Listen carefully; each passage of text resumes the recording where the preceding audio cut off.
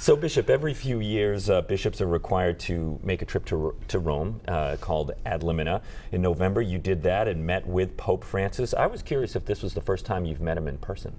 Yes, it is the first time I've met Pope Francis in person.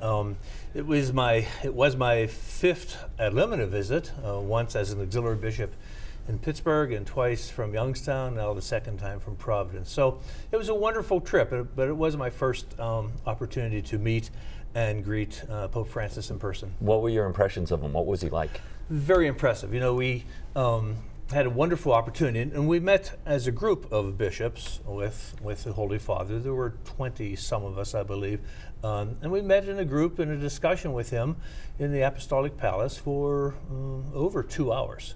So it was an amazing opportunity, and the impressions were very positive, very strong. Gosh, he was relaxed. He was very humble. He was very humane. He just entered into a good conversation, as he said, with his brother bishops, with his fellow bishops. So, and it was very clear at the very beginning. He said, "I don't have a speech to give.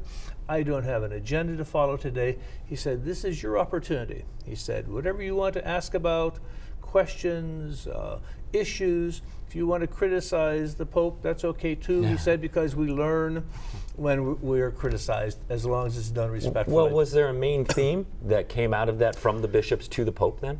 It was all over the place, and actually we just had a chance, if we wanted to say something or ask something, put up our hands, and then he had a translator with him because he was speaking in Italian, and then the translator was going back and forth from Italian to English. But it was all over the place. We spoke about immigration. We spoke about evangelization. We talked about some liturgical questions. So it was just about almost everything that's a current issue in the church today.